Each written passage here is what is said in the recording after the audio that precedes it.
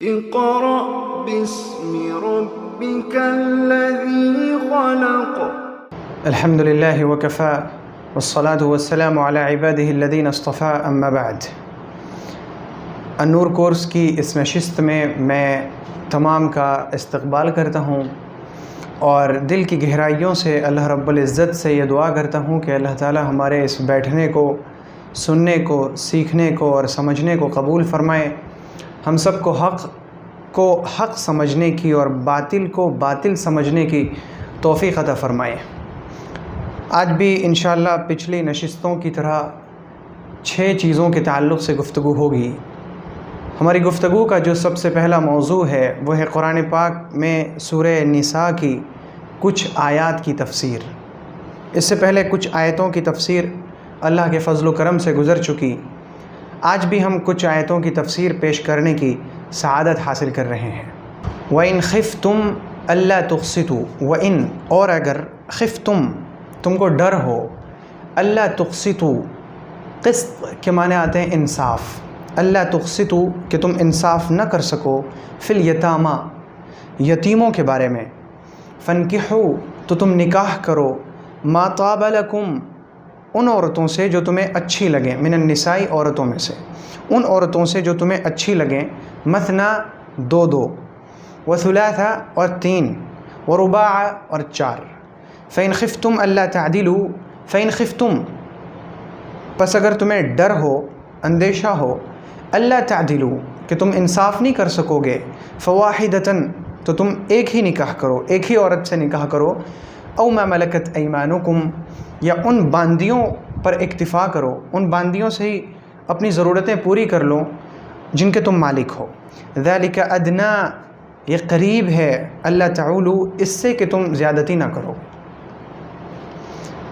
اس آیت کا مضمون سمجھنے سے پہلے یہ ذہن نشین کر لیجئے کہ جس وقت یہ آیت نازل ہو رہی ہے اس وقت حالات کچھ اس طرح کے تھے کہ جب اگر کوئی شخص مرتا اور اپنے پیچھے کچھ یتیم بچوں اور بچیوں کو چھوڑ جاتا تو ایک شخص جو ان یتیم بچوں اور بچیوں کا، لڑکوں کا اور لڑکیوں کا کفیل بنتا، ان کی کفالت کرتا.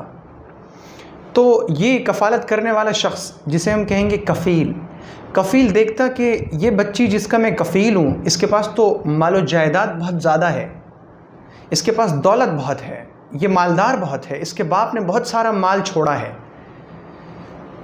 تو یہ اس کی کفالت بھی کرتا رہتا اور ساتھ ساتھ یہ ذہن بھی بناتا رہتا کہ اس کے بالغ ہونے کے بعد میں اسی لڑکی سے نکاح کر لوں گا، اور چونکہ یہ پہلے سے ہی میرے گھر میں رہ رہی ہے تو اس نے چونکہ مجھے بھی سمجھ رکھا ہے، گھر والوں کو بھی سمجھ رکھا ہے، میں اس کا کفیل بھی ہوں تو اس کے اوپر میرا دباؤ بھی کام آئے گا.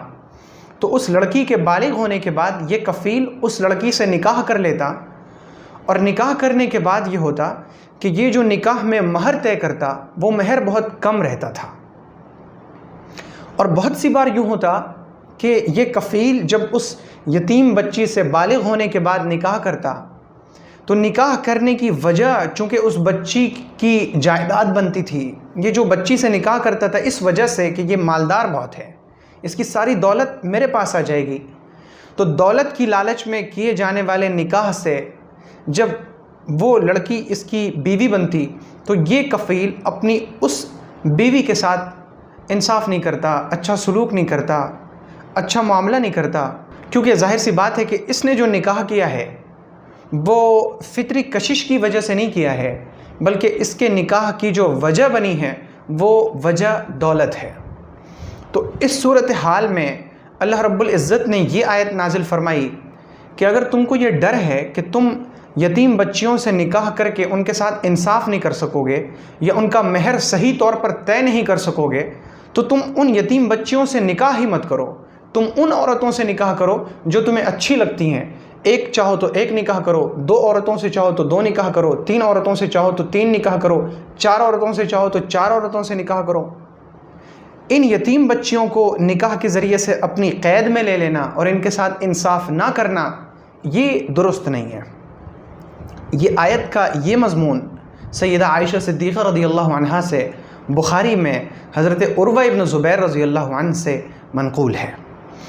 تو اب آیت کا مطلب یوں ہوا وَإِنْ خِفْتُمْ أَلَّا تُقْسِطُوا فِي الْيَتَامَى، اگر تمہیں ڈر ہے کہ تم یتیموں کے بارے میں انصاف نہیں کر سکو گے، یعنی تم یتیم بچیوں کو اپنے نکاح میں لینے کے بعد ان بچیوں کے ساتھ انصاف نہیں کر سکو گے، اس لڑکی کو نکاح میں لینے کے بعد اس کا صحیح مہر طے نہیں کرو گے، یا تم صحیح مہر تو طے کر لو گے لیکن بیوی اس کو بنانے کے بعد اس کے ساتھ اچھا معاملہ اچھا سلوک نہیں کرو گے، تمہیں یہ ڈر ہے، تو پھر تم ان یتیم بچیوں سے نکاح کرو ہی نہیں۔ فَانْكِحُوا مَا طَابَ لَكُم مِّنَ النِّسَاءِ، تم ان عورتوں سے نکاح کرو جو تمہیں اچھی لگیں، مَا طَابَ لَكُم، جو تمہیں اچھی لگیں، عورتوں میں سے 2 نکاح 3 نکاح اور 4 نکاح۔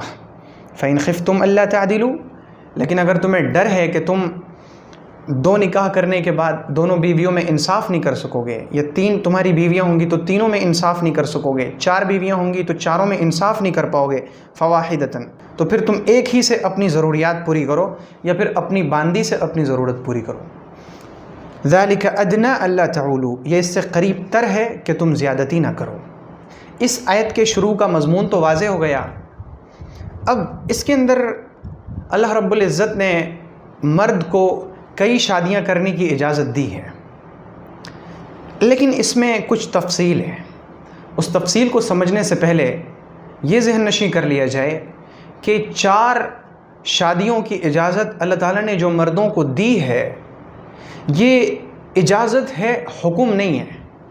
اللہ نے یہ نہیں فرمایا کہ تم پر 2 نکاح کرنا فرض ہے، واجب ہے، یا 3 نکاح کرنا فرض ہے، واجب ہے، یا 4 نکاح کرنا فرض ہے، واجب ہے، ایسا نہیں ہے، بلکہ اللہ رب العزت نے 4 شادیوں کی، 4 نکاح کی ایک مرد کو اجازت دی ہے۔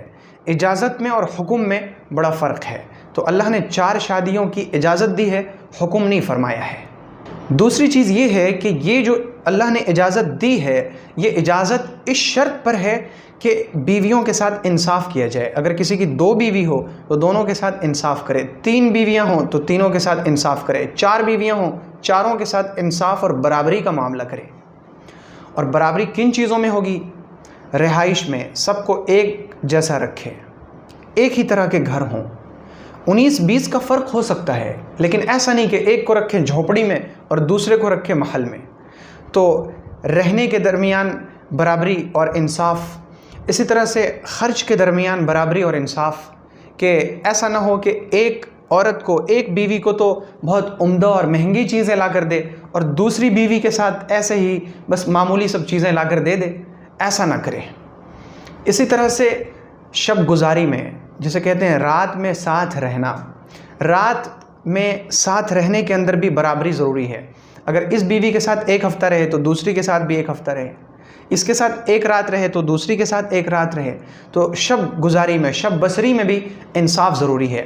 پیغمبر صلی اللہ علیہ وسلم نے فرمایا کہ جس شخص کی 2 بیویاں ہوں اور وہ ان دونوں بیویوں کے ساتھ انصاف نہیں کرے گا بلکہ ایک کی طرف جھکاؤ زیادہ رکھے گا، تو وہ قیامت کے دن اس حال میں حاضر ہوگا کہ اس کا ایک پہلو گرا ہوا ہوگا۔ تو چیزوں میں عدل، مساوات اور برابری ضروری ہے کہ تمام بیویوں میں انصاف ہو، برابری ہو، مساوات ہو۔ لیکن ایک چیز ہے دل کی محبت۔ دل کی محبت پر گرفت نہیں ہے، پکڑ نہیں ہے۔ یہ ممکن ہے کہ کسی شخص کو اپنی ایک بیوی سے محبت زیادہ ہو، دوسری بیوی سے محبت کم ہو، اس کے اوپر پکڑ نہیں ہے۔ اللہ رب العزت دل کی محبت پر پکڑ نہیں فرمائے گا۔ پکڑ جو ہوگی وہ ظاہری چیزوں پر ہوگی کہ چیزوں میں مساوات اور برابری ہو رہی ہے یا نہیں ہو رہی ہے، چیزوں میں انصاف ہو رہا ہے یا نہیں ہو رہا ہے۔ تو یہ جو اجازت اللہ تعالیٰ نے دی ہے مرد کو 4 شادیوں کی، یہ اجازت ہے، حکم نہیں، اور اجازت بھی عدل و انصاف کی شرط کے ساتھ ہے۔ لیکن اگر کسی کو ڈر ہے کہ میں 2 بیویاں رکھوں گا انصاف نہیں کر سکوں گا، 3 رکھوں گا انصاف نہیں کر سکوں گا، تو پھر اس کے لیے حکم یہ ہے کہ وہ ایک ہی بیوی پر اکتفا کرے۔ اگر کسی کو یقین ہے کہ میں انصاف کر ہی نہیں سکوں گا تو اس کے لیے دوسری شادی کرنا حرام ہے۔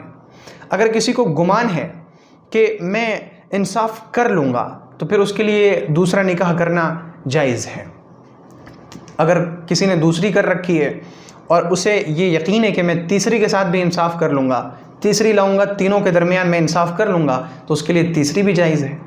تو یہ اللہ رب العزت نے مرد کو اجازت دی۔ عورت کو اس کی اجازت نہیں کہ وہ 1 سے زیادہ شوہر رکھے۔ اسلام پر بہت سارے لوگ اعتراضات کرتے ہیں کہ اسلام میں ایک مرد کو 4 بیویاں رکھنے کی اجازت ہے، اس کی وجہ کیا ہے؟ اس کی ایک وجہ تو یہ ہے کہ اللہ رب العزت نے مرد کے اندر جو ایک فطری ضرورت رکھی ہے، یہ ضرورت کبھی کبھی اس کا تقاضا شدید ہوتا ہے کہ اگر ایک عورت حالت حیض میں ہو تو یہ اپنے شدید تقاضے کی وجہ سے زنا میں مبتلا ہو سکتا ہے، تو اللہ رب العزت نے اسے زنا سے بچانے کے لیے دوسری بیوی کی اجازت دی کہ تمہارے پاس 2 بیوی رہے یا 3 بیوی رہے۔ تو یہ ممکن ہے کہ ایک بیوی اگر حیض کی حالت میں ہو تو وہ دوسری بیوی سے اپنی ضرورت پوری کر لے، اگر دوسری کا بھی یہی حال ہو تو وہ تیسری سے ضرورت پوری کر لے۔ ایک وجہ تو یہ ہے، اس کی اور بھی بہت ساری وجوہات ہیں۔ ایک بڑی وجہ تو یہ ہے کہ اس میں نسل بڑھے گی، انسانوں کی نسل بڑھے گی، اور پیغمبر صلی اللہ علیہ وسلم نے فرمایا تزوجوا الولود الودود فإنی مکاثر بکم الامم، ان عورتوں سے شادی کرو جن سے تمہاری نسل چلے، جن سے تمہارے بہت زیادہ بچے ہوں۔ الودود، ایسی عورتوں سے جو بہت زیادہ محبت کرنے والیاں ہوں، کیونکہ میں قیامت کے دن اپنی امت کی کثرت تعداد پر فخر کروں گا کہ میری امت اتنی بڑی ہے۔ تو اس میں نسل بڑھانے کا ایک فائدہ ہے کہ جب ایک مرد کئی عورتوں سے شادی کرے گا تو اس کے بہت سارے بچے ہوں گے، اس طرح سے نسل بڑھے گی۔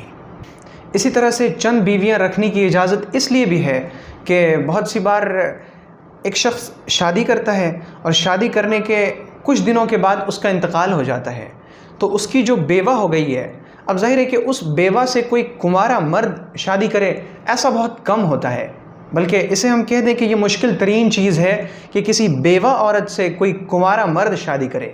چنانچہ اللہ رب العزت نے ایک مرد کو کئی بیویاں رکھنے کی اجازت اس لیے بھی دی تاکہ جو طلاق یافتہ عورتیں ہیں یا جو بیوہ عورتیں ہیں جو معاشرے میں بے سہارا ہیں، تو ایک مرد اگر ایک کنواری عورت سے شادی کر چکا ہے تو وہ ساتھ میں پھر ایک بیوہ سے شادی کر لے، ایک مطلقہ سے شادی کر لے، تو اس طرح سے بیوہ اور بے سہارا مطلقہ عورتیں جو ہیں ان کو ایک سہارا مل جائے گا اور وہ بھی آسانی کے ساتھ زندگی گزار سکیں گی۔ تو یہ بڑی بڑی حکمتیں ہیں جن حکمتوں کی وجہ سے اللہ رب العزت نے ایک مرد کو 4 بیویاں رکھنے کی اجازت دی ہے۔ اس کے علاوہ سائنسدانوں نے جب مردوں کے اور عورتوں کے ذہن پر تحقیق کی تو وہ اس نتیجے پر پہنچے کہ ایک مرد کئی عورتوں سے محبت کا تعلق رکھ سکتا ہے، لیکن ایک عورت کئی مردوں سے محبت کا تعلق نہیں رکھ سکتی۔ گویا کہ اللہ رب العزت نے مردوں کا ذہن ایسا بنایا کہ وہ اپنے پاس 3-4 بیویاں رکھ سکتا ہے اور سب سے محبت بھی کر سکتا ہے، لیکن عورتوں کا ذہن اللہ تعالیٰ نے اس طرح کا نہیں بنایا کہ وہ 4 مردوں سے شادیاں کر کے سب سے محبت کا تعلق رکھ سکے۔ تو اللہ رب العزت نے چونکہ انسانوں کو پیدا کیا اور انسانوں کا ذہن اللہ نے کیسا بنایا، سب کے دل اللہ نے کیسے بنائے ہیں، یہ اللہ کو زیادہ علم ہے۔ اللہ تعالیٰ نے مردوں کو 4 نکاح کی اجازت دی اور عورتوں کو صرف 1 نکاح کی اجازت دی۔ اس کے علاوہ جو 4 عورتوں سے نکاح کی اجازت ہے، ہر عورت سے نکاح نہیں ہو سکتا۔ کن عورتوں سے نکاح نہیں ہو سکتا، اسی سورہ نساء کے اندر آگے انشاءاللہ اس کے تفصیلی احکام آئیں گے۔ آج کے لیے بس اسی ایک آیت کی تفسیر کافی ہے، اسے ایک بار پھر سے دیکھ لیا جائے۔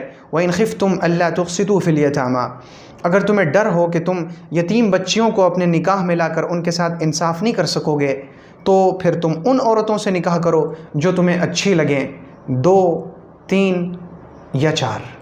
اور اگر تمہیں ڈر ہو کہ تم ان کے ساتھ انصاف نہیں کر سکو گے تو پھر ایک ہی بیوی پر اکتفا کرو یا اپنی باندی پر، یہ اس سے قریب تر ہے کہ تم زیادتی نہ کرو۔ باندیوں سے فائدہ اٹھانا یعنی ان سے اپنی جنسی ضرورت پوری کرنا، یہ حلال ہے۔ باندیاں پہلے زمانے میں ہوا کرتی تھیں، اب اس زمانے میں باندیاں ہیں نہیں، اس لیے یہ ہمارے موضوع سے باہر کی چیز ہے۔ تو یہ آج سورہ نساء میں اس آیت کی تفسیر ہو سکی۔ اب آج کا جو ہمارا دوسرا موضوع ہے وہ ہے حدیث۔ ایمانیات کے تعلق سے صحیح بخاری اور صحیح مسلم کی حدیث ہے، عن ابی ہریرہ رضی اللہ عنہ قال قال رسول اللہ صلی اللہ علیہ وسلم الایمان بضع و70 شعبہ فافضلها قول لا الہ الا اللہ وادناها اماطة الاذى عن الطریق والحیاء شعبۃ من الایمان۔ سیدنا ابو ہریرہ رضی اللہ عنہ فرماتے ہیں کہ پیغمبر صلی اللہ علیہ وسلم نے فرمایا کہ ایمان کے 70 سے زائد کچھ شعبے ہیں، 70 سے کچھ زائد شعبے ہیں، یعنی ایمان کی شاخیں ہیں۔ فافضلها قول لا الہ الا اللہ، سب سے جو افضل شاخ ہے، سب سے جو اعلیٰ درجہ ہے وہ ہے لا الہ الا اللہ، اور سب سے جو ادنا درجہ ہے اماطۃ الاذى عن الطریق، راستے سے تکلیف دینے والی چیز کو ہٹا دینا، والحیاء شعبۃ من الایمان، اور شرم ایمان کا ایک شعبہ ہے، ایمان کا ایک درجہ ہے۔ یہ حدیث ایمانیات کے باب میں بہت اہم حدیث ہے۔ اس حدیث میں پیغمبر صلی اللہ علیہ وسلم نے فرمایا کہ ایمان کی 70 سے کچھ زیادہ شاخیں ہیں۔ آپ یوں سمجھیں کہ ایمان ایک درخت ہے جو انسان کے دل میں اگتا ہے۔ جب انسان اللہ رب العزت کی وحدانیت کا، نبی اکرم صلی اللہ علیہ وسلم کی رسالت کا اور آخرت کے دن کا اقرار کر کے اپنے دل میں یقین کو جما لے تو اس کے دل میں ایمان کا پودا لگ جاتا ہے۔ اب اس ایمان کے پودے کی بہت سی شاخیں ہیں، تو جب بندہ کہتا ہے لا الہ الا اللہ تو اس نے ایمان کی جو سب سے اعلیٰ شاخ ہے، اس کی جو سب سے اعلیٰ اوپر والی اونچی ڈالی ہے، گویا کہ یہ لا الہ الا اللہ جب اس نے کہا تو اس کی سب سے اونچی والی ڈالی زندہ ہو گئی، وہ ہری بھری ہو گئی۔ اور اس کی جو سب سے ادنا ڈالی ہے ایمان کی، وہ ہے راستے سے کسی تکلیف دہ چیز کو ہٹا دینا۔ راستے پہ کوئی پتھر ہے، کوئی اینٹ کا ٹکڑا ہے، کوئی کانٹا ہے، یا کوئی ڈالی رکھی ہوئی ہے، یا کوئی بھی ایسی چیز جس کی وجہ سے چلنے والے کو رکاوٹ ہو، اس چیز کو ہٹا دینا، سائڈ کر دینا، یہ ایمان کا سب سے ادنا درجہ ہے۔ اور حیا، شرم بھی ایمان کا ایک درجہ ہے۔ شرم کیا ہے؟ شرم کا مطلب ہے کہ انسان کو کسی کا سامنا کرنا برا لگے اور وہ اس کے نتیجے میں اس کام سے رک جائے۔ تو شرم ایمان کا شعبہ ہے۔ یہ کون سا شرم؟ یہ وہ شرم ہے جو اللہ سے کیا جائے، یعنی انسان کو برا لگے کہ میں زنا کیسے کروں، مجھے اللہ کے سامنے منہ دکھانا ہے، پھر وہ یہ سوچ کر زنا سے رک جائے، تو یہ ہے وہ شرم جو ایمان کا درجہ ہے۔ کسی انسان کو برا لگے کہ میں جھوٹ کیسے بولوں، مجھے اللہ کے سامنے کھڑا ہونا ہے، اور پھر وہ یہ سوچ کر جھوٹ سے رک جائے، تو یہ شرم ایمان کا ایک درجہ ہے۔ کسی شخص کو یہ برا لگے کہ میں رشوت کیسے لوں، اللہ نے اس سے روکا ہے، پھر وہ یہ سوچ کر رشوت لینے سے رک جائے، یہ شرم ایمان کا درجہ ہے۔ شرم بھی بہت طرح کے ہوتے ہیں۔ ایک ہوتا ہے حیاء اجلال، کہ اللہ رب العزت کے جلال کی وجہ سے کسی کو شرم آ جائے۔ ایک ہے حیاء محبت، کہ اللہ کی محبت میں کسی کو شرم آ جائے کہ میں گناہ کیسے کروں، اللہ تعالیٰ مجھ سے اتنی محبت کرتا ہے، مجھے اتنی ساری نعمتیں دیتا ہے، وہ مجھے عزت دیتا ہے، وہ مجھے لوگوں کے نزدیک مقام و مرتبہ دیتا ہے، وہ میرے گناہوں پر پردہ ڈالتا ہے، میں کیسے گناہ کروں۔ اس محبت میں جو شرم ہے وہ ہے حیاء محبت۔ ایک ہے حیاء عبودیت، کہ انسان اپنی بندگی کو سوچے، اپنے بندہ ہونے کو سوچے کہ میں اتنا حقیر ہو کر اس بڑے بزرگ برتر کریم اللہ کی نافرمانی کیسے کروں، اور پھر اس کے نتیجے میں وہ گناہ سے رک جائے، یہ ہے حیاء عبودیت۔ تو حیا جس طرح کی بھی ہو، یہ حیا ایمان کا درجہ ہے۔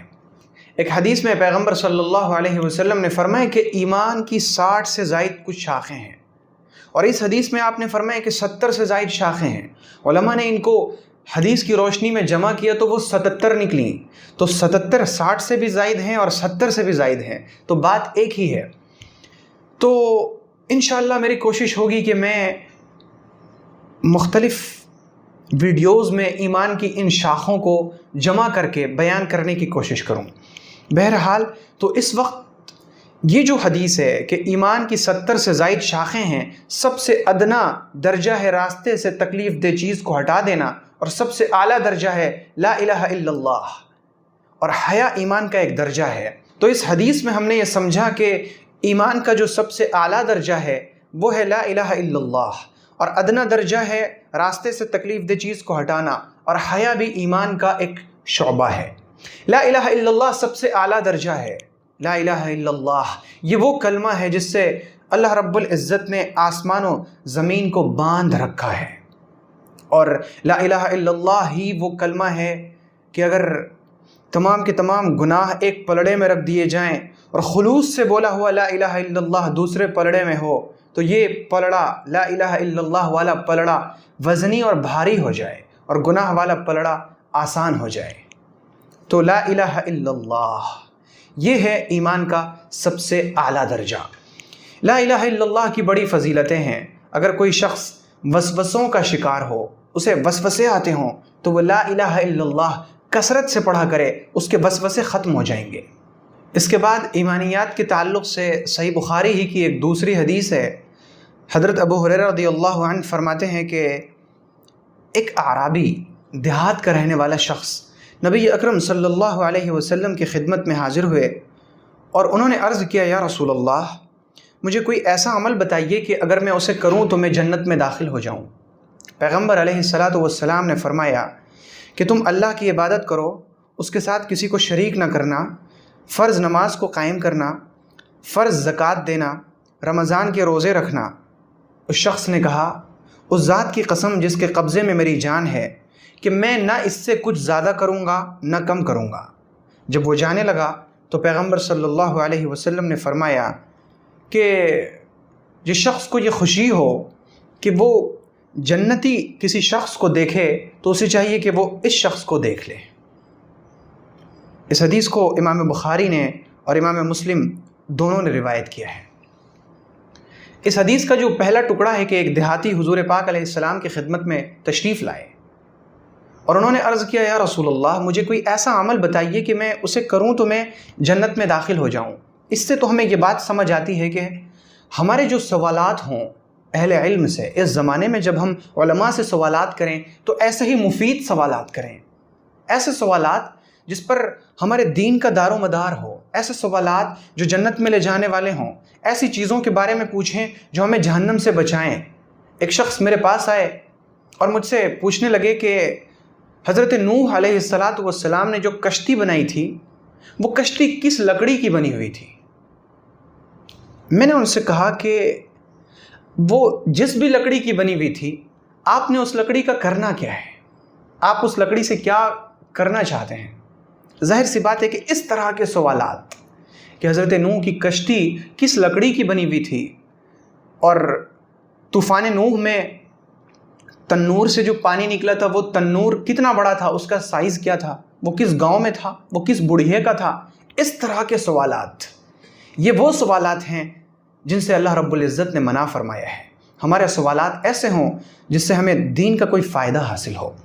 تو انہوں نے پوچھا، یا رسول اللہ، مجھے کوئی ایسا عمل بتائیے جس سے میں جنت میں داخل ہو جاؤں۔ پیغمبر علیہ السلام نے اسے 5 کام بتایا۔ پہلا کام تو یہ کہ تم صرف اللہ کی عبادت کرنا، یعنی تم اللہ کی ذات پر ایمان لانا اور عبادت، یعنی اپنے آپ کو ذلیل سمجھنا، اپنے آپ کو چھوٹا سمجھنا، دعا کرنا، مانگنا، یہ سب کچھ اللہ کے سامنے ہو، تم صرف اللہ کی عبادت کرنا۔ اور تاکید کے لیے پیغمبر علیہ السلام نے فرمایا، وَلَا تُشْرِكْ بِهِ شَيْئًا، اللہ کے ساتھ کسی کو شریک مت کرنا۔ شرک کا مطلب کیا ہے؟ شرک ایک تو ہے اللہ رب العزت کی ذات میں کسی کو شریک کرنا، کہ اللہ رب العزت بھی خالق ہے، مالک ہے، لیکن اس کے ساتھ ساتھ ایک اور بھی ہے، وہ بھی خالق ہے، وہ بھی مالک ہے۔ جیسے جو مجوسی ہوتے ہیں، آگ کی عبادت کرنے والے، ان کے نزدیک خدا 2 ہے۔ اللہ جسے ہم کہیں کہ خالق مالک، یہ 2 ہیں ان کے یہاں، ایک ہے یزدان اور ایک ہے اہرمن۔ یزدان کو وہ مانتے ہیں کہ یہ خیر کو، اچھی چیزوں کو پیدا کرنے والا ہے، اور اہرمن یہ بری چیزوں کو پیدا کرنے والا ہے۔ آپ دیکھیں عیسائیوں کو، ان کے یہاں اللہ ایک وجود کا نام نہیں بلکہ اللہ نام ہے 3 وجود کا، جسے کہتے ہیں اقانیم ثلاثہ، یعنی باپ، بیٹا اور روح القدس۔ تو وہ ان تینوں کو ملا کر اللہ مانتے ہیں۔ قرآن میں اور حدیث میں یہ تعلیم دی گئی کہ اللہ صرف ایک ہے، اللہ کی ذات میں ہم کسی کو شریک نہیں کر سکتے، کہ یہ بھی اللہ ہے، یہ بھی معبود ہے اور یہ بھی معبود ہے۔ تو ایک ہے شرک فی الذات، اللہ کی ذات میں کسی کو شریک کرنا۔ اس کے بعد ہے شرک فی العلم، علم میں کسی کو شریک کرنا۔ علم اللہ رب العزت کی صفت ہے کہ اس کائنات کی ہر چیز، ہر ذرہ، اس کا ہر بوٹا، ہر پتا، ایک ایک چیز، یہاں تک کہ بالکل گہرے سمندر کی گہرائی میں ایک چھوٹی سی مچھلی کا بچہ جب کروٹ لیتا ہے تو اللہ تعالیٰ اس کی کروٹ کو بھی دیکھتا ہے، جانتا ہے، اس کے پاس اس کا بھی علم ہے، وہ اس کے بھی قریب ہے۔ علم یہ اللہ رب العزت کی صفت ہے۔ اللہ تعالیٰ کے لیے کوئی چیز غیب نہیں، پوشیدہ نہیں ہے۔ اب علم میں شرک یہ ہے کہ ہم یہ سمجھیں کہ اللہ کو تو علم ہے ہر چیز کا، لیکن اللہ کے علاوہ فلاں جو ولی ہیں یا فلاں جو نبی ہیں یا فلاں جو رسول ہیں، فلاں جو فرشتہ ہیں، ان کو بھی علم ہے۔ غیب کے علم میں کسی اور کو اللہ کا شریک کر دینا، یہ ہے شرک فی العلم۔ اس کے بعد ایک شرک ہے شرک فی المشیت۔ شرک فی المشیت کا مطلب ہے کہ چاہنا، چاہ کر کوئی کام کرنا، یہ اللہ کی صفت ہے۔ اللہ جو چاہے گا وہ ہوگا، جو میں چاہوں گا، جو آپ چاہیں گے وہ نہیں ہوگا۔ بندہ ارادہ کرتا ہے لیکن اللہ رب العزت اس کے ارادے کو ختم کر دیتا ہے۔ انسان بہت سارے ارادے کرتا ہے، منصوبے بناتا ہے، وہ سالوں سال کے منصوبے بناتا ہے، اسے خبر بھی نہیں ہوتی ہے کہ اب جو میں گھر سے نکلا ہوں واپس نہیں آ سکوں گا۔ وَمَا تَشَاءُونَ إِلَّا أَن يَشَاءَ اللَّهُ، تم چاہ ہی نہیں سکتے، تم ارادہ کر ہی نہیں سکتے جب تک اللہ نہ چاہ لے۔ تو یہ مشیت اللہ کی صفت ہے کہ جو اللہ چاہے گا وہی ہوگا۔ اب ہم یہ سمجھیں کہ اللہ کی چاہت سے بھی چیز ہوتی ہے لیکن رسول اللہ کی چاہت سے بھی فلاں چیز ہوگی، تو رسول اللہ صلی اللہ علیہ وسلم کی چاہت سے کسی چیز کے ہونے یا نہ ہونے کو مان لینا، یہ ہے شرک فی المشیت۔ مشیت اللہ کے ساتھ خاص ہے، ہوگا وہی جو اللہ چاہے گا۔ اس کے بعد ہے شرک فی التصرف۔ شرک فی التصرف کا مطلب کیا ہے کہ اختیار میں کائنات کے اندر جو چیزیں ہو رہی ہیں، آج سورج نکلے گا یا آج بدلی رہے گی، آج بارش ہوگی یا بارش نہیں ہوگی، یہ جو تصرف ہیں کائنات کی چیزوں میں، یہ تصرف صرف اللہ کر سکتا ہے، یہ اللہ کی صفت ہے۔ اب یہ ماننا کہ نہیں اللہ کے چاہنے سے تو ہوتا ہے لیکن ولی یا بزرگ یا رسول یا فرشتہ ان کے چاہنے سے بھی ہوگا، یہ چاہیں گے تو میری شادی ہو جائے گی، یہ چاہیں گے تو مجھے شفا مل جائے گی، یہ چاہیں گے تو مجھے اولاد مل جائے گی، یہ ہے تصرف میں شریک کرنا، یہ بھی ہے شرک۔ اس کے بعد ہے شرک فی القدرت۔ شرک فی القدرت کا مطلب ہے کہ قادر اللہ تعالیٰ بھی ہے لیکن قادر اللہ کے سوا کوئی اور بھی ہے۔ اللہ تعالیٰ بھی مجھے روزی دے سکتا ہے لیکن فلاں صاحب بھی روزی دے سکتے ہیں، اللہ بھی مجھے اولاد دے سکتا ہے لیکن فلاں صاحب بھی دے سکتے ہیں، اللہ بھی شفا دے سکتا ہے، فلاں بھی شفا دے سکتا ہے۔ تو یہ ہے قدرت میں شریک ماننا کسی کو، یہ بھی شرک کی ایک قسم ہے۔ اس کے بعد ہے شرک فی النظر۔ شرک فی النظر کا مطلب ہے کہ بہت سی بار انسان منت مانتا ہے، نظر مانتا ہے کہ اے میرے رب میرا فلاں کام ہو جائے، میری نوکری لگ جائے تو میں 10,000 روپے صدقہ کروں گا، میرا فلاں کام ہو جائے، مجھے شفا مل جائے تو میں 5,000 روپے آپ کی راہ میں خرچ کروں گا۔ یہ ہے نظر ماننا۔ نظر صرف اللہ کے لیے ہونی چاہیے کہ میرا کام ہو جائے تو میں یہ کام کروں گا اللہ کے لیے۔ اور جب کوئی شخص نظر مان لیتا ہے تو اس نظر کو پوری کرنا واجب ہے۔ اللہ تعالیٰ نے قرآن پاک میں فرمایا وَلْيُوفُوا نُذُورَهُمْ، چاہیے کہ یہ لوگ اپنی نظروں کو پورا کریں۔ تو یہ نظر اللہ کے لیے ہوتی ہے۔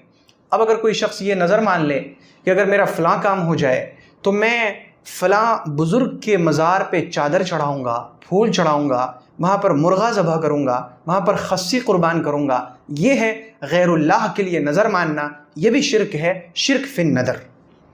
اس کے بعد ہے شرک فی التسمیہ، نام رکھنے میں شریک کرنا۔ نام وہی رکھے جائیں جو شریعت میں قابل قبول ہوں، عبداللہ، عبد الرحمن، عبد الرحیم، عبد الملک، عبد القدوس، عبد السلام، یہ سارے نام رکھے جا سکتے ہیں۔ لیکن اگر کوئی شخص نام رکھ لے عبد الشمس، سورج کا بندہ، عبد القمر، چاند کا بندہ، عبد الصغیر، چھوٹے کا بندہ، یہ نام رکھنا یہ شرک ہے، کیونکہ ہم بندے ہیں صرف اللہ کے، لیکن اپنے نام سے ہم کہہ رہے ہیں کہ نہیں ہم بندے ہیں اللہ کے بھی، لیکن عبد الشمس تو ہم شمس کے بھی بندے ہیں۔ تو یہ ہے شرک فی التسمیہ، یہ بھی شرک کی ایک شکل ہے۔ ایک ہے شرک فی الیمین، قسم میں شریک کرنا۔ یہ قسم میں شریک کرنے کا مطلب یہ ہے کہ قسم صرف اللہ کی کھائی جا سکتی ہے اور کلام اللہ کی کھائی جا سکتی ہے، قرآن کی قسم، اللہ کی کتاب کی، اللہ کا جو کلام ہے قرآن، اس کی قسم کھائی جا سکتی ہے، اور اللہ کی قسم یہ بھی کھائی جا سکتی ہے۔ اللہ کے علاوہ کسی اور کی قسم نہیں کھائی جا سکتی۔ اللہ کے علاوہ کسی اور کی قسم کھانا شرک ہے۔ ہم لوگ بڑی آسانی سے کہہ دیتے ہیں میری ماں کی قسم، میرے باپ کی قسم، فلاں کی قسم، تمہاری قسم۔ یہ قسمیں کھانا، جس کی قسم ہم کھا رہے ہیں اسے ہم شریک ٹھہرا رہے ہیں، کیونکہ قسم کے لائق صرف اللہ ہے۔ پیغمبر صلی اللہ علیہ وسلم نے فرمایا من حلف بغیر اللہ فقد اشرک، جس نے اللہ کے علاوہ کسی اور کی قسم کھائی اس نے شرک کیا۔ تو کسی اور کی قسم کھانا یہ شرک فی الیمین ہے۔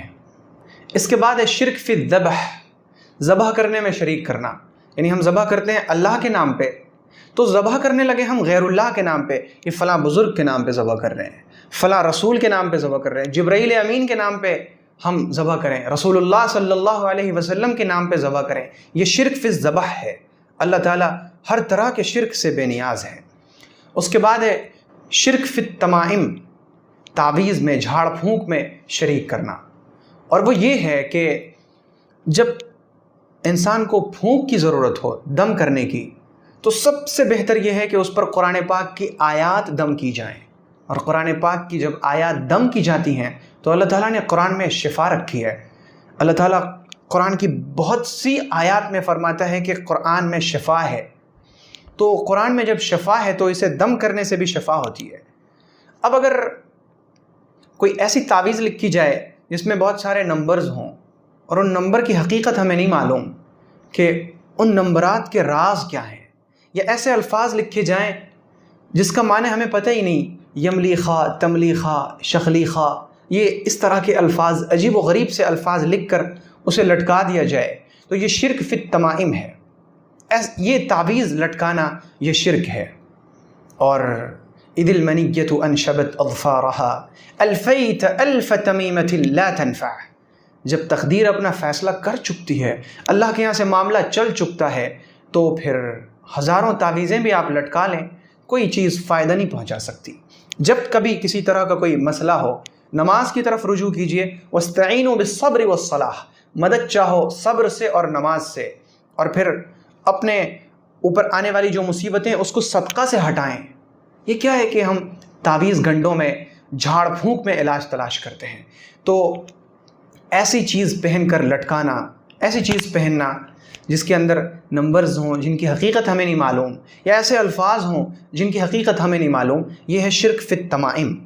اس کے بعد ہے شرک فی التوسل، اللہ کے لیے، اللہ کے پاس پہنچنے کے لیے کسی کا وسیلہ تلاش کرنا۔ وہ جو مشرکین مکہ تھے ان سے کہا جاتا تھا تم ان کی عبادت نہ کرو، تو وہ کہتے تھے ما نعبدہم الا لیقربونا الی اللہ زلفا، ارے ہم ان کی عبادت کہاں کرتے ہیں، وہ تو ہم چڑھاوے وغیرہ انہیں اس لیے چڑھاتے ہیں تاکہ یہ ہمیں اللہ تک پہنچا دیں۔ ابھی بھی آپ دیکھیں ان لوگوں کو جو ڈیوڑیوں پر جاتے ہیں، جو بہت سارے مقامات پر جاتے ہیں، اپنی مرادیں، اپنی ضرورتیں، اپنی حاجتیں رکھتے ہیں، ان سے آپ کہیے کہ یہ سب شرک ہے تو وہ کہتے ہیں کہ نہیں، ہم ان کی عبادت کہاں کرتے ہیں، ہم تو اللہ کی عبادت کرتے ہیں، ان کے در پر تو اس لیے جاتے ہیں تاکہ یہ ہمیں اللہ تک پہنچا دیں، یہ اللہ کے پاس ہماری سفارش کر دیں۔ اللہ کے پاس ہماری ضرورت کو پہنچانے کے لیے کسی سفارشی کی کوئی ضرورت نہیں۔ اللہ تعالیٰ تو ڈائریکٹ کہتا ہے وَإِذَا سَأَلَكَ عِبَادِي عَنِّي فَإِنِّي قَرِيب، اے محمد صلی اللہ علیہ وسلم جب آپ سے میرے بندے میرے بارے میں پوچھیں تو میں قریب ہوں۔ اللہ نے یہ بھی نہیں فرمایا کہ اے محمد آپ کہہ دیں کہ میں قریب ہوں، یہ بھی نہیں فرمایا، اللہ نے ڈائریکٹ فرمایا کہ میں قریب ہوں۔ تو اللہ تک پہنچنے کے لیے کسی وسیلے کی ضرورت نہیں، اللہ چاہتا ہے کہ آپ ڈائریکٹ اس سے بات کریں، اللہ چاہتا ہے کہ آپ بلا واسطہ اس سے کہیں، اللہ چاہتا ہے کہ وہ آپ کو دیکھے کہ آپ اس کے سامنے ہاتھ اٹھا کر، ہاتھ پھیلا کر، آنکھوں میں آنسو لے کر اس سے مانگ رہے ہوں۔ وہ چاہتا ہے کہ وہ آپ کی سسکیاں سنیں، وہ چاہتا ہے کہ آپ اس کے سامنے اپنی مرادیں رکھیں، وہ چاہتا ہے کہ آپ اپنی منتیں اس کے سامنے پیش کریں، وہ چاہتا ہے کہ وہ آپ کو سجدوں میں گڑ گڑاتا ہوا دیکھے، وہ چاہتا ہے کہ آپ کی آہ و بکا سنے، پھر وہ آپ کو پیار سے اپنی رحمت کے سائے میں ڈھانپ لے اور آپ کو وہ تمام چیزیں عطا فرما دے جو چیزیں آپ چاہتے ہوں۔ تو یہ سب شرک کی اقسام ہیں، اور شرک اپنی تمام قسموں کے ساتھ اللہ کو سخت ناپسند ہے، اس قدر ناپسند کہ اللہ تمام گناہوں کو معاف کر سکتا ہے لیکن شرک کو اللہ کبھی بھی معاف نہیں کرے گا۔ تو پیغمبر صلی اللہ علیہ وسلم نے اس صحابی سے فرمائے کہ تم اللہ کی عبادت کرنا، شرک نہ کرنا، نماز قائم کرنا، زکوٰۃ دینا اور روزے رکھنا رمضان کے، تم یہ 5 کام کرنا۔ اس نے کہا یا رسول اللہ، نہ میں زیادہ کروں گا نہ کم، یعنی آپ نے مجھے جو کچھ بتایا میں اس کا پابند رہوں گا۔ پیغمبر صلی اللہ علیہ وسلم نے فرمایا کہ جسے یہ پسند ہو کہ وہ کسی جنتی کو دیکھے تو اسے دیکھ لے، یعنی یہ شخص جنت میں جائے گا۔ یہ بڑی خوشخبری تھی ان صحابی کے لیے جو دیہات سے تشریف لائے تھے کہ اللہ کے نبی نے صلی اللہ علیہ وسلم نے صحابہ کرام کی مجلس میں فرما دیا کہ یہ شخص جنتی ہے۔ آج بھی اگر کوئی شخص ان کاموں پر اتر جائے، اپنی زندگی میں وہ توحید کو لائے، شرک اور شرک کی تمام قسموں سے دور ہو جائے، نمازوں کی پابندی، روزے اور زکوٰۃ، یہ دراصل عنوان ہے۔ نماز کی پابندی یعنی تمام بدنی عبادتیں، اسی طرح روزہ یہ بھی بدنی عبادت ہے، اور زکوٰۃ اس کے اندر مالی تمام عبادتیں آ گئیں، یعنی توحید، بدنی عبادت، مالی عبادت، بس جنت آپ کے لیے ہے۔ تو یہ 5 کام کرنے والا ضرور جنت میں داخل ہوگا، اور یہ 5 چیزیں ایسی ہیں جن کے اوپر ایمان رکھنا بھی فرض ہے۔ اگر کوئی شخص ان 5 چیزوں میں سے کسی بھی چیز کا انکار کرتا ہے تو وہ شخص دائرہ اسلام سے خارج ہو جاتا ہے۔ تو یہ 2 بڑی اہم حدیثیں ایمانیات کے تعلق سے تھیں جو آج سامنے آ سکیں۔ اب جو ہمارا آج کا تیسرا موضوع ہے وہ ہے فقہ۔ فقہ کے باب میں ہم نے اس سے پہلے جانا کہ وہ کون کون سی چیزیں ہیں جو ناپاک ہیں۔ آج ہم جانیں گے کہ اگر بدن پر یا کپڑے پر یا کسی بھی چیز پر نجاست یعنی ناپاکی لگ جائے تو اس کو دور کرنے کا طریقہ کیا ہے، ناپاکی دور کیسے کی جاتی ہے۔ اگر بدن پر یا کپڑے پر نجاست یعنی ناپاکی لگ جائے تو اس کو دور کرنے کا طریقہ یہ ہے کہ اسے دھل دیا جائے۔ بخاری اور مسلم کی روایت ہے کہ سیدہ اسماء رضی اللہ عنہا فرماتی ہیں کہ میں نے نبی اکرم صلی اللہ علیہ وسلم سے پوچھا کہ اگر ہمارے کپڑے پر حیض کا خون لگ جائے تو ہم کیا کریں؟ حضور پاک علیہ السلام نے فرمایا کہ اسے کھرچ دو، یعنی اگر خون جمع ہوا ہو تو اسے کھرچ ڈالو، پھر اسے دھل ڈالو، پھر اس میں نماز پڑھ لو۔ اس سے یہ بات سمجھ میں آئی کہ اگر کپڑے کے کسی حصے پر نجاست یعنی گندگی لگ جائے تو پورے کپڑے کو دھلنا ضروری نہیں۔ مثلا اگر آستین میں نجاست لگ جائے تو پورے کرتے کو دھلنا ضروری نہیں، صرف آستین کو دھل لیا جائے اور دھلنے کے بعد ہم اس میں نماز پڑھ سکتے ہیں۔ دوسری چیز ہے زمین۔ اگر زمین پر ناپاکی لگ جائے تو اس کو پاک کرنے کا طریقہ بھی یہی ہے کہ اس کے اوپر پانی ڈال دیا جائے، اور اس کی دلیل ہے کہ ایک دیہاتی مسجد نبوی آیا اور وہیں کھڑا کھڑا پیشاب کرنے لگا۔ صحابہ کرام نے اسے دیکھا تو صحابہ کرام کو بڑا غصہ آیا کہ یہ مسجد میں پیشاب کر رہا ہے۔ حضور نے منع فرمایا کہ اسے کچھ نہ کہو، پیشاب کرنے دو۔ جب اس نے پیشاب کر لیا تو حضور نے فرمایا کہ اس پر پانی بہا دو۔ تو پانی بہانے سے مسجد نبوی کی زمین پاک ہو گئی۔ تو زمین پر اگر گندگی، نجاست، پیشاب پخانہ لگ جائے تو اسے دھل دینے سے زمین پاک ہو جاتی ہے۔ کچھ چیزیں ایسی ہوتی ہیں جن کے اندر پانی سرایت نہیں کرتا، جیسے مثلا موبائل کو لے لیں کہ موبائل کی اسکرین پر اگر گندگی لگ جائے، یا کوئی ایسی چیز جس کے اندر پانی اندر تک نہیں جاتا، جیسے ہماری تلوار پر، چھری پر اگر نجاست لگ جائے تو وہ چیز جس کے اندر پانی نہیں جاتا، اس چیز پر اگر نجاست لگ جائے تو اس چیز کو صرف پوچھ لینا پاک کرنے کے لیے کافی ہے۔ اور اس کی دلیل یہ ہے کہ جنگوں میں صحابہ کرام رضوان اللہ علیہم اجمعین جب اپنی تلواروں سے ظالموں کو مارتے تھے تو ان کی تلواروں پر خون لگ جایا کرتا، وہ تلواروں سے خون کو پونچھ لیا کرتے اور تلواریں رکھ کر نماز پڑھا کرتے تھے۔ تو اس سے معلوم ہوا کہ وہ چیز جس کے اندر مسامات نہیں ہوتے، پانی اندر تک نہیں جاتا، اسے دھلنا ضروری نہیں بلکہ اسے پونچھ لینا پاک کرنے کے لیے کافی ہے۔ جوتے میں اگر نجاست لگ جائے تو جوتے کو دھلنا ضروری نہیں بلکہ جوتے کو رگڑ لینا، یہ زمین میں رگڑ لینا کافی ہے۔ اور اس کی دلیل مسند احمد کی حضرت ابو سعید رضی اللہ عنہ سے مروی وہ روایت جس میں وہ فرماتے ہیں کہ حضور نبی اکرم صلی اللہ علیہ وسلم ہمیں نماز پڑھا رہے تھے، آپ نے نماز میں اپنا جوتا اتار لیا تو ہم سب نے بھی اپنے اپنے جوتے اتار لیے۔ بعد میں حضور نے پوچھا کہ تم نے اپنے جوتے کیوں اتار لیے؟ ہم صحابہ نے عرض کیا یا رسول اللہ آپ نے اتار لیے تھے اسی لیے۔ حضور پاک علیہ السلام نے فرمایا کہ دراصل میرے جوتے میں گندگی لگی تھی، یعنی نجاست لگی تھی۔ جبرائیل نے آ کر مجھے بتایا تو میں نے اپنا جوتا اتار لیا۔ تم یاد رکھو کہ تم میں سے جب کوئی شخص مسجد میں آئے تو وہ اپنے جوتے کو پلٹ کر دیکھ لے، اگر گندگی لگی ہو تو وہ اسے رگڑ کر صاف کر لے۔ جوتے میں نماز پڑھنا یہ جائز ہے، بلکہ بعض روایات میں پیغمبر صلی اللہ علیہ وسلم نے یہاں تک فرمایا کہ ہماری نماز اور یہودیوں کی نماز کے درمیان فرق یہ ہے کہ وہ جوتوں میں نماز نہیں پڑھتے اور ہم جوتوں میں نماز پڑھتے ہیں۔ تو ایسے جوتے جو مڑ جائیں اور جو صاف و شفاف ہوں، ان جوتوں کو پہن کر نماز پڑھنا درست ہے۔ جوتوں میں اگر گندگی لگ جائے تو اسے پاک کرنے کے لیے دھلنا ضروری نہیں، بلکہ اسے رگڑ لینا، پونچھ لینا کافی ہے۔ تو یہ فقہ کے باب میں نجاست یعنی ناپاکی کو دور کرنے کا طریقہ کیا ہے وہ ہم نے آج سیکھا۔ آج کا جو ہمارا اگلا موضوع ہے وہ ہے نبی اکرم صلی اللہ علیہ وسلم کی سیرت۔ نبی اکرم صلی اللہ علیہ وسلم جب اس دنیا میں تشریف لائے، جب آپ پیدا ہوئے تو آپ کی پیدائش سے کچھ مہینہ پہلے آپ کے والد حضرت عبداللہ مدینہ طیبہ گئے تھے اور وہیں وہ بیمار ہو گئے اور وہیں ان کی وفات ہو چکی تھی۔ تو جب آپ علیہ السلام پیدا ہوئے تو آپ یتیم پیدا ہوئے۔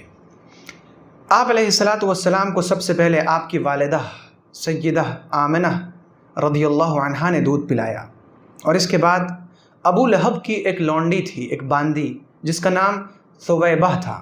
ثویبہ، بہت سے لوگ اسے صوبیہ کہتے ہیں، صوبیہ نہیں بلکہ اس کا نام ثویبہ تھا۔ ثویبہ نے آپ علیہ السلام کو دودھ پلایا۔ ثویبہ نے اس سے پہلے حضرت حمزہ رضی اللہ عنہ کو بھی دودھ پلایا تھا۔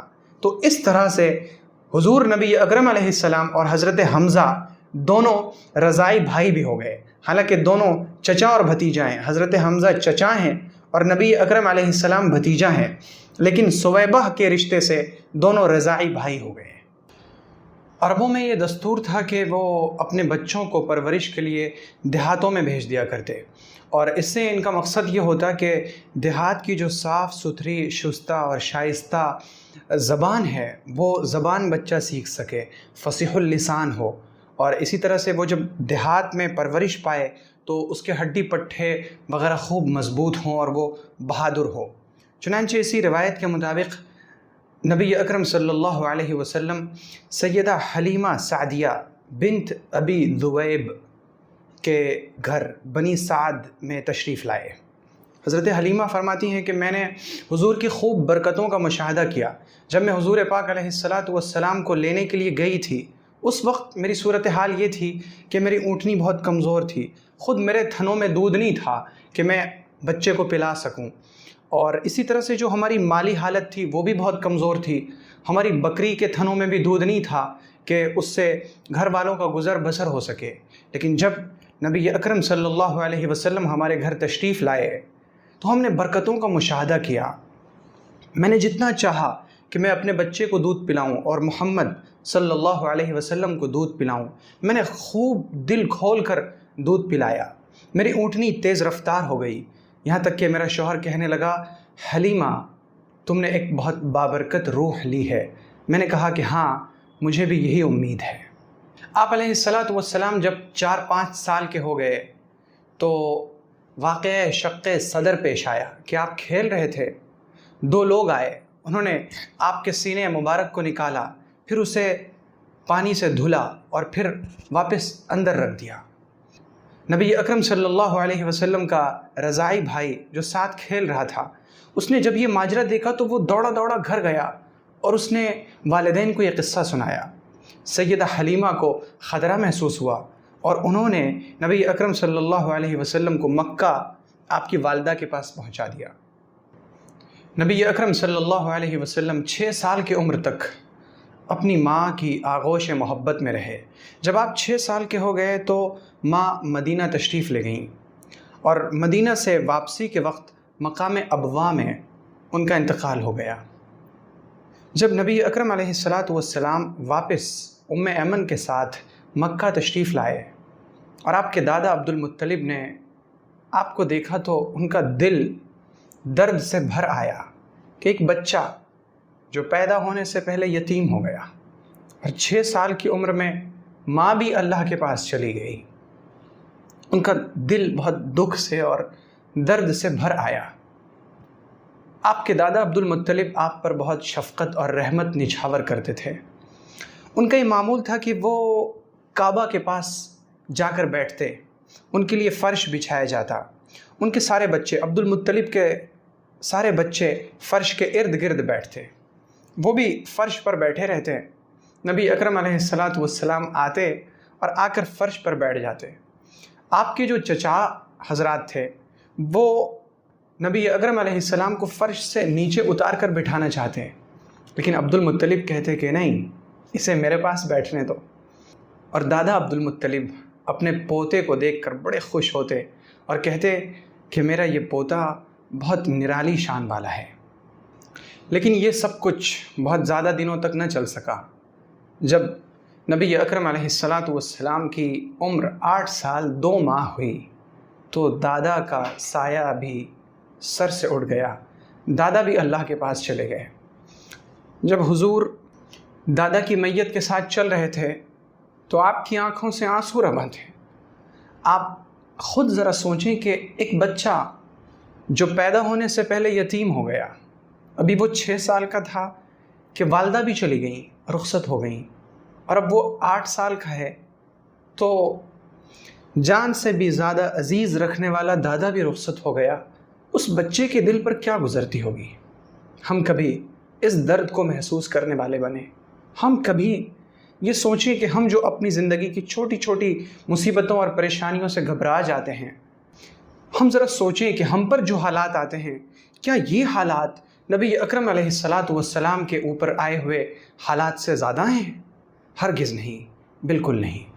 یہ نبی اکرم علیہ السلام کی سیرت کا ایک چھوٹا سا حصہ آج کی اس مجلس میں بیان ہو سکا۔ آج کا جو ہمارا اگلا موضوع ہے وہ ہے تزکیہ۔ تزکیہ میں ایک صفت ہے جسے ہمیں اپنے اندر لانے کی ضرورت ہے، وہ ہے مصیبتوں پر صبر۔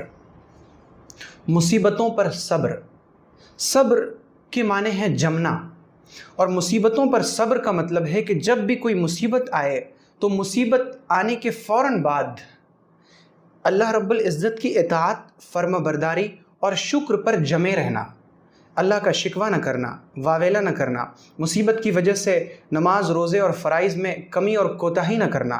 ایسا نہ ہو کہ کسی عزیز کا انتقال ہو گیا اور ہم نے غم میں نماز چھوڑ دی، یہ صبر نہیں ہے، یہ صبر کے خلاف ہے۔ صبر کا مطلب ہے کہ مصیبت آنے کے فوراً بعد شکوہ شکایت سے دور رہ کر فرائض اور واجبات کو اسی طرح ادا کرنا جس طرح ہم اچھی حالت میں ادا کر رہے تھے، یہ ہے صبر۔ جو لوگ مصیبتوں پر صبر کرتے ہیں، اللہ رب العزت نے ان کے لیے فرمایا ہے کہ وہ لوگ جنہیں اگر کوئی مصیبت پہنچے تو وہ کہتے ہیں انا للہ و انا الیہ راجعون، یہ لوگ جو صبر کرنے والے ہیں، اولئک علیہم صلوات من ربہم، ان کے اوپر اللہ کی طرف سے رحمتیں نازل ہوتی ہیں، ان کے اوپر اللہ کی طرف سے خاص عنایات ہوتی ہیں، ورحمہ اور خصوصی رحمت ہوتی ہے، واولئک هم المہتدون، اور یہ لوگ ہدایت یافتہ ہوتے ہیں۔ یعنی جو اللہ کی طرف سے ہدایت پر ہوتے ہیں وہی صبر کرتے ہیں، اور جو صبر کرتے ہیں وہ اللہ کی طرف سے ہدایت پر ہوتے ہیں۔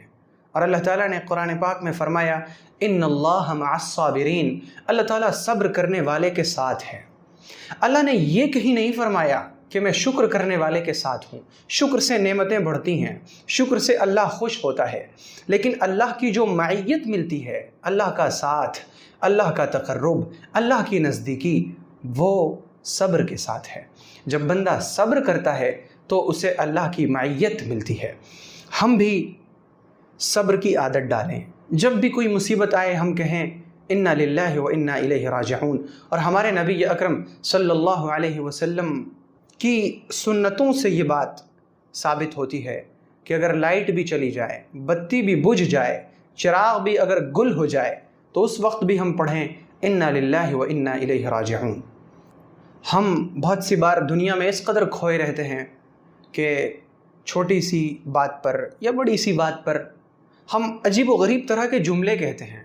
ان جملوں کو کہنے کے بجائے ہم کہا کریں انا للہ و انا الیہ راجعون، کہ ہم اللہ ہی کے لیے ہیں اور ہم اللہ ہی کی طرف لوٹ کر جائیں گے۔ یعنی یہ جو میرا جسم ہے، یہ جو میری جان ہے، یہ جو میری روح ہے، میرے ہاتھ، میرے پاؤں، میری زبان، میری ناک، میرے کان، میری آنکھیں، میرا سر، یہ سب کچھ اللہ کی ملکیت میں ہے۔ اگر اس جان میں کوئی کمی آ جائے تو ہم کہیں کہ ہم اللہ کے لیے ہیں، اللہ کی جو چیز تھی اللہ نے واپس لے لی۔ ان للہ ما اخذ وله ما اعطى، اللہ ہی کے لیے ہے وہ چیز جو اس نے لے لی، اور اللہ ہی کے لیے ہے وہ چیز جو اس نے دے دی، اور ہر چیز اس کے پاس لکھی ہوئی ہے۔ وَإِنَّا إِلَيْهِ رَاجِعُونَ، اور ہم اسی کی طرف لوٹ کر جائیں گے۔ تو اگر ہمارا کوئی عزیز مر گیا ہم بھی اسی کی طرف لوٹ کر جائیں گے۔ اگر ہمارے کسی رشتہ دار کا انتقال ہو گیا، اگر ہمارا بچہ فوت پا گیا تو کیا ہوا؟ وہ اللہ کے پاس گیا، ہم بھی اللہ ہی کی طرف لوٹ کر جائیں گے۔ ہماری دولت ختم ہو گئی، اللہ کے پاس چلی گئی، ہم بھی اللہ ہی کے پاس جائیں گے۔ تو یہ جملہ کہنا یہ سنت ہے، اور صبر کرنا فرض ہے۔ تو ہم مصیبتوں میں صبر کریں، اور یہ صبر کی صفت پیدا کیسے ہوگی؟ وہ اس طرح سے ہوگی کہ چھوٹی چھوٹی چیزوں پر، جو مصیبت کی چیز ہو، پریشانی کی چیز ہو، دکھ کی چیز ہو، ہم ان حالات میں اپنے آپ کو صبر کا عادی بنانے کی کوشش کریں۔ اپنی زبان کو بند کر لیں، کہیں تو صرف انا للہ و انا الیہ راجعون، اور اس وقت ہم اللہ کی اطاعت پر جمے رہیں۔ تو اس طرح سے صبر کی یہ صفت ہمارے اندر انشاءاللہ آئے گی۔ اب جو آج کا ہمارا آخری موضوع ہے وہ ہے تجوید، قرآن پاک تجوید کے ساتھ۔ ہم نے اس سے پہلے عربی کے حروف سیکھیں، اب ہم یہ سیکھیں گے کہ کون سے حروف کہاں سے ادا ہوتے ہیں۔ سب سے پہلے ہم ان حروف کے مخارج اب سیکھنے کی کوشش کرتے ہیں انشاءاللہ۔ بسم اللہ الرحمن الرحیم۔ الف کا جو مخرج ہے وہ ہے منہ کا خالی حصہ۔ جیسے ہم بولتے ہیں کہ تا، تو تا کے بعد جو آ کی آواز نکلی وہ منہ کے خالی حصے سے نکلی، تو وہی ہے الف۔ ظاہر سی بات ہے کہ اس سے پہلے بھی میں عرض کر چکا ہوں کہ اگر الف پر زبر، زیر یا پیش ہو تو وہ الف نہیں ہوتا بلکہ وہ حمزہ ہوتا ہے۔ با ہونٹوں کے دو حصے ہوتے ہیں، ایک حصہ ہے اندر جو گیلا رہتا ہے، اور ایک حصہ ہے باہر والا جو خشک رہتا ہے، سوکھا رہتا ہے۔ با، تو دونوں ہونٹوں کا جو تر حصہ ہے، گیلا والا حصہ، ان دونوں کو ملا کر پھر جدا کر دینے سے با کی آواز نکلتی ہے۔ با ہونٹوں کے تر حصے سے، گیلے والے حصے سے۔ تا زبان کی نوک کو اوپر کے جو دانت ہیں ان کی جڑ میں لگانے سے تا ادا ہوتی ہے۔ تا، سا، یہ جو سا ہے یہ دونوں دانتوں کو بند کرنے کے بعد زبان کو دونوں دانتوں کے بیچ میں لگائیں گے۔ سا، جیم میں زبان کا جو درمیانی حصہ ہے، اندر میں بیچ والا حصہ، اس کو اوپر تالو میں لگانے سے جیم کی آواز نکلتی ہے۔ ہا کی آواز یہاں حلق سے نکلتی ہے، حلق میں آواز لا کر پھر ہوا باہر نکالنے سے ہا۔ خا یہ حلق کا جو باہری حصہ ہے یعنی منہ کی طرف والا حصہ، اس میں تھوڑی سی خراش کے ساتھ خا کی آواز نکلتی ہے۔ دال زبان کو اوپر کے دانتوں کی جڑ میں لگانے سے دال، جہاں سے تا کی آواز نکلتی ہے وہیں سے دال کی بھی آواز نکلتی ہے۔ ذال جہاں سے سا کی آواز نکلی تھی کہ دونوں دانتوں کے بیچ میں زبان کو لگائے تھے۔ را کا جو مخرج ہے یہ ہے زبان کا کنارہ اور اوپر کے دانتوں کا جو مسوڑا ہے، زبان کے کنارے کو وہاں لگانے سے را ادا ہوگی۔ زا زبان کی نوک جب اوپر اور نیچے دونوں دانت ملا کر زبان کو ان دونوں کے درمیان میں لگانے سے زا کی آواز آتی ہے۔ زا کے اندر یہ چیز پیش نظر رہے کہ جیسے شہد کے مکھیوں کی بھنبھناہٹ کی آواز ہوتی ہے، اس طرح سے زا کی آواز میں ذرا بھنبھناہٹ ہوگی۔ سین کا جو مخرج ہے یہ بھی جو زا کا مخرج ہے قریب وہی سین کا مخرج ہے۔ اس کے بعد ہے شین. شین کا مخرج وہی ہے جو جیم کا مخرج ہے، یعنی زبان کے درمیان کو اوپر لگائیں گے تو جیم شین دونوں چیز ادا ہوگی. پھر ہے صاد. زبان کی نوک کو اوپر نیچے دونوں کے دانتوں میں لگانے سے صاد ادا ہوگا. ضاد. یہ جو ضاد کا مخرج ہے یہ زبان کا کنارہ، یہ اگر یوں زبان ہے تو زبان کا یہ کنارہ یا یہ کنارہ اور اوپر کے 5 ڈاڑھ، یعنی زبان کے اس کنارے کو اوپر کے ڈاڑھوں میں لگانے سے ضاد. بہت سے لوگ ضاد کو دال کی آواز سے پڑھتے ہیں، داد. یہ تلفظ، اس کی یہ ادائیگی بالکل غلط ہے، اور بہت سی بار ولا الضالین، اس کو بہت سے لوگ بہت آسانی کے ساتھ ولا الضالین کہتے ہیں. ضالین کا معنی ہے گمراہ، اور دالین اگر دال سے پڑھیں تو اس کے معنی ہے راستہ دکھانے والے. تو یہ معنی میں بالکل عجیب و غریب فرق ہو گیا کہ معنی تھا بہت کہ جو لوگ راہ راست سے ہٹے ہوئے ہیں، اور ہم نے دالین پڑھ کے اس کا معنی کر دیا کہ جو لوگ کے سیدھا راستہ دکھانے والے ہیں. تو اس لیے ضاد کے مخرج کو اچھی طرح سے سمجھا جائے کہ ضاد کا مخرج ہے زبان کے کنارے کو اوپر کے ڈاڑھوں سے لگائیں گے، 5 ڈاڑھوں سے، تو اس میں ضاد کی آواز نکلے گی. طا. زبان کی نوک اوپر کے دانتوں کی جڑ میں طا. ضا. زبان کی نوک اور اوپر کے دانتوں کا سرا. عین. بالکل درمیان حلق سے عین. غین. حلق کے ذرا اوپر سے غین کی آواز آئے گی. فا کی جو آواز ہے یہ اوپر کے دانت کو نیچے کے ہونٹ کے اندرونی حصے کو لگانا ہے. فا.